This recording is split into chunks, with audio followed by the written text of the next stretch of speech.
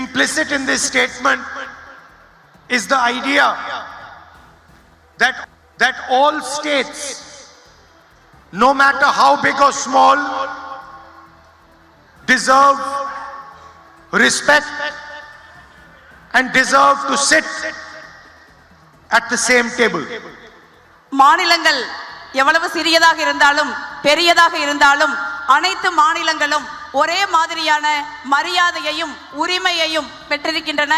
அவர்கள் சமமான அளவில் ஒரே மேஜையில் அமர்ந்து பேசக்கூடிய செல்வாக்கையும் பெற்றிருக்கிறார்கள். Each state has its tradition, has its history, has its language. Each state wants to build a future for itself, wants to have its own imagination.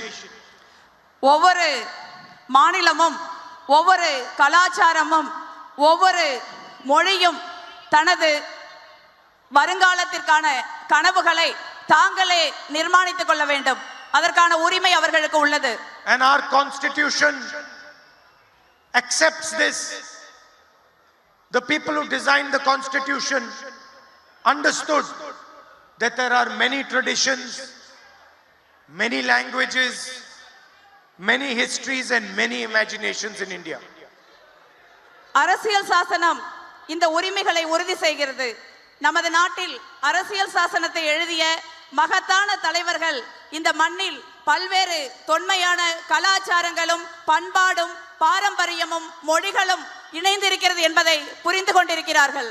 One such civilization is the Tamil civilization. அப்படிப்பட்ட ஒரு கனவுதான் நாகரிகத்தை நிர்ணயிக்கிறது, தீர்மானிக்கிறது. This is not a new civilization. This is one of the oldest civilizations in the world. Tamil நாகரிகம் என்பது ஒரு புதிய நாகரிகம் கிடையாது. இது உலகின் மிக மிக தொன்மையான நாகரிகங்களில் ஒன்று. It has its own language and its proud history.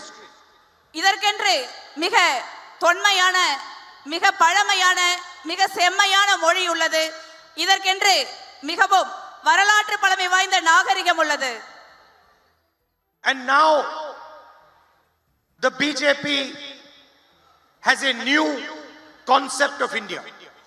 இப்பொழுது பாரதிய ஜனதா கட்சி இந்தியாவை பற்றிய ஒரு புதிய திட்டத்தை கொண்டிருக்கிறது.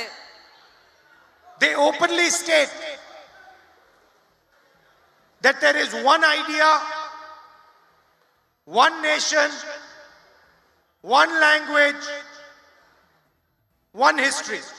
அவர்கள் பாரதிய ஜனதா கட்சியினர் ஒரு தேசம், ஒரு மொழி, ஒரு வரலாறு, ஒரு சித்தாந்தம் என்று இப்பொழுது வெளிப்படையாகவே பேசுகிறார்கள்.